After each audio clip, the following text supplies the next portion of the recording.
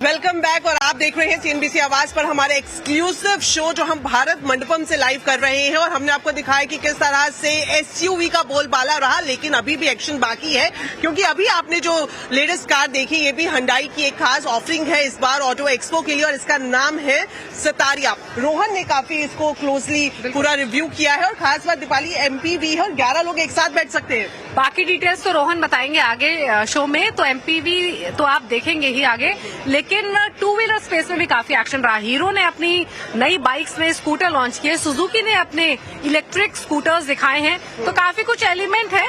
और देखिए आप आगे की स्टोरी में कि एमपीवी सतारिया हो या फिर पोर्शे की तरफ से क्या ऑफरिंग रही इलेक्ट्रिक सेगमेंट में, ये सारी डिटेल्स अगली स्टोरी में।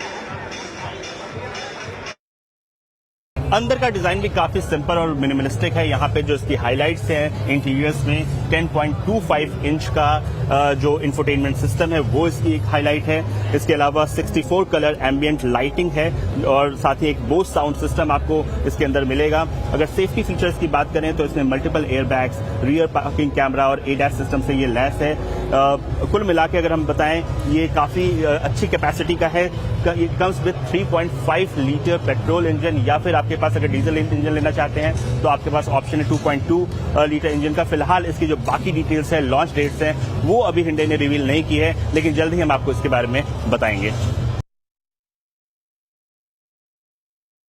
तो ये है पोर्शे की मकान ईवी जिसके प्राइसेस तो कंपनी ने पिछले साल ही रिवील कर दिए थे 1.22 से 1.69 करोड़ के, लेकिन आज भारत मोबिलिटी एक्सपो में इसका इंडिया डेब्यू हुआ है। हालांकि इंटरेस्ट ये है कि अगर आप इसकी ओवरऑल लुक्स या फिर डिजाइन लैंग्वेज देखेंगे तो वो मकान से काफी डिफरेंट है, लेकिन इसने टाइकन से इसके लुक्स को काफी इंस्पायरेशन मिलती हुई दिखाई दी है, क्योंकि इसके लुक्स टाइकन से काफी इंस्पायर्ड दिखते हैं, पर चाहे वो पूरी ही ओवरऑल प्रेजेंस या अपील ही क्यों ना हो या फिर इसका पूरा ही फ्रंट फेस स्टांस क्यों ना हो।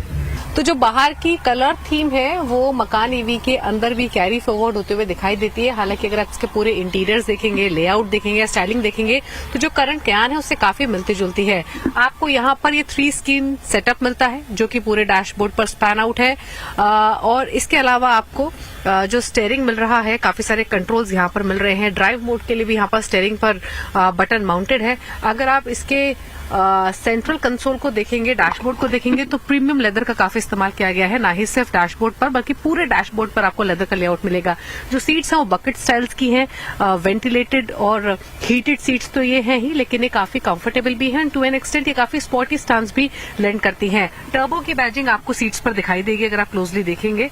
और इसके अलावा अगर सेंट्रल कंसोल में देखें तो यहाँ पर जो आपको गियर लीवर मिल रहा है उसकी प्लेसमेंट यहाँ डैशबोर्ड पे की गई है। तो देखिए एक छोटू सा गियर लीवर यहाँ आपको डैशबोर्ड में दिखाई देता है। ये एसी वेंट्स आपको नीचे मिल रहे हैं और यहाँ पर फोन चार्ज करने की जगह दी गई है। और जो ये एक पैनल यहाँ पर मौजूद है ये क्लाइमेट कंट्रोल के लिए यहाँ पर दिया गया है। साथ ही साथ इंफोटेनमेंट स्क्रीन को भी आप इसके थ्रू ऑपरेट कर सकते हैं। इसमें टच प्लस स्विच गियर दोनों का ही कॉम्बिनेशन है। साथ ही ये फ्री फ्लोटिंग सेंट्रल कंसोल तो नहीं है एग्जैक्टली, बट यहाँ पर स्पेस आपको काफी मिल रही है कुछ सामान रखने के लिए। यहाँ पर आर्मरेस्ट के नीचे भी थोड़ी स्टोरेज स्पेस दी गई है। तो स्पेशियस कंफर्टेबल तो है ही, लेकिन जो वो यूनिक पोर्शे एलिमेंट है वो आपको इसमें क्वाइटली रिफ्लेक्ट होगा। साथ ही आपको यहाँ पर ये पोर्शे की क्लॉक भी मिलती है जो कि डैशबोर्ड के ऊपर एम्बेडेड है। मकान ईवी आपको 3 वेरिएंट्स में मिलती है, बेस, माइल्ड और टर्बो। ये जो पर्टिकुलर गाड़ी यहाँ पर मौजूद है ये टॉप स्पेक टर्बो वेरिएंट है। बात करें पावर परफॉर्मेंस की तो मिड मकान वेरिएंट जो है या फिर जो बेस वेरिएंट है उसमें अलग अलग पावर आपको मिलती है। फॉर इंस्टेंस बेस मकान रेयर व्हील ड्राइव ऑप्शन के साथ आती है, इसमें 360 एचपी की पावर मिलती है और इसमें जो इलेक्ट्रिक मोटर की माउंटिंग है वो रेयर में है।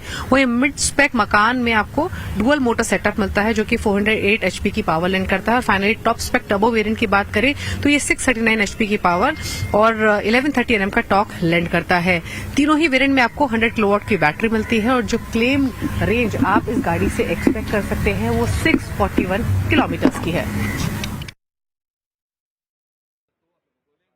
भारत मोबिलिटी में 2 व्हीलर्स कंपनी ने अपने कई सारे पॉपुलर मॉडल्स का इलेक्ट्रिक वर्जन निकाला है और इस तरह से सुजुकी अपने पॉपुलर एक्सेस का ई एक्सेस वर्जन लेके आई है। इसकी अगर हम खासियत की बात करें, लॉन्ग लास्टिंग LFP बैटरी है जो कि ओवर चार्जिंग प्रिवेंशन के साथ है। मैक्सिमम स्पीड की अगर बात करें 71 किलोमीटर पर आवर है। अगर आप शॉर्ट डिस्टेंस ट्रैवल करना चाहते हैं, कम्यूटिंग करना चाहते हैं, तो ये आपके लिए बेस्ट है। 95 किलोमीटर की रेंज है एक सिंगल चार्ज पे। क्विक चार्जिंग फैसिलिटी के साथ है ये, 2.2 आवर्स में ये पूरी चार्ज हो जाती है।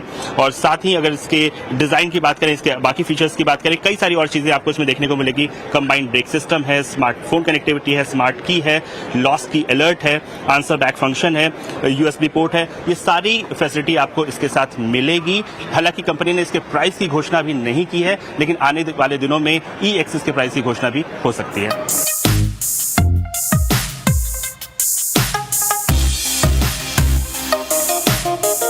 और सुजुकी के पॉपुलर एक्सेस 125 का भी ऑल न्यू वर्जन आ चुका है। सुजुकी ने इसकी कीमत की भी घोषणा कर दी है। 81,700 रुपीज़ के कीमत है रखी गई है फिलहाल। इसकी अगर फीचर्स की बात करें, 125cc सिलेंडर इंजन है। इसको पहले के मुकाबले इसका पूरा डिजाइन एक इवोल्यूशन हम इसमें देख सकते हैं। कई सारे नए फीचर्स हैं। एक्सीलेंट फ्यूल लिड है, डुअल फ्रंट पॉकेट्स हैं, पहले से ज़्यादा फ्यूल एफिशिएंट इंजन है, लॉन्ग सीट्स हैं। साथ ही अगर अंडर सीट स्टोरेज की बात करें, वो पहले से ज़्यादा बड़ी है। साथ ही इसमें कुछ और चीजें हैं, रियर ब्रेक लॉक है, हैजार्ड स्विच है, ये सारी चीजें इनके साथ रखी गई है। साथ ही जो डिजिटल अगर हम कहें डिजिटल सिस्टम है, वो पहले से ज्यादा रिफाइंड बनाया गया है। इसकी जो हेडलैम्प की अगर बात करें, स्क्वायर हेडलैम्प पहले से ज्यादा आपको आकर्षक यहाँ पे दिखाई देगा। कुल मिलाकर मिनिमलिस्टिक लुक जरूर रखा गया है, लेकिन इसे ज्यादा एफिशिएंट बनाने की कोशिश की गई है। वॉक करेंगे थोड़ा सा। तो चलिए, आज का जो भी मच अवेटेड लॉन्चेस थे वो हमने आपको दिखा दिया, लेकिन दीपाली कल का दिन भी इसी तरह से देखने को मिलेगा या फिर एवरेज? कल भी कई नए प्रोडक्ट्स आएंगे। BYD अपने नए प्रोडक्ट्स दिखाएगा। और इंटरेस्टिंग चीज ये है कि वियतनाम की कंपनी है विनफास्ट, जो इंडियन मार्केट में EV सेगमेंट में डेब्यू करना चाहती है, वो इस बार ऑटो एक्सपो में पार्टिसिपेट कर रही है। तो विनफास्ट की तरफ से भी प्रोडक्ट्स रहेंगे, उन पर भी नजरें रहेंगी। तो एक्शन तो रहेगा कल भी। तो आज का दिन मीडिया और इन्फ्लुएंसर्स के लिए रहा, कल का दिन भी मीडिया और VIPs के रहेगा। लेकिन अगर जनरल पब्लिक यहाँ पर आना चाहती है तो 19 तारीख से आ सकती है। 19 तारीख से दीपाली, वो भी बिल्कुल फ्री। बिल्कुल। खास बात यह है कि इस बार अगर आप ऑटो एक्सपो में आना चाहते हैं तो किसी भी तरह की आपको टिकट परचेज करने की दिक्कत नहीं होगी, क्योंकि इस बार जो एंट्री है वो फ्री रखी गई है। क्यों दीपाली? बिल्कुल। और उम्मीद करते हैं कि हमने कोशिश की आज दिन भर का एक्शन आधे घंटे में समेट कर आपके सामने ला सके। उम्मीद करते हैं आपको ये शो पसंद आया होगा। अदरवाइज आप सोशल मीडिया प्लेटफॉर्म जो है CNBC आवाज के, वहां जाकर अपने व्यूज, अपने कमेंट्स जरूर शेयर कर सकते हैं कि आपको ये ओवरऑल कवरेज कैसी लगी। Thank you for watching. नमस्कार। नमस्कार।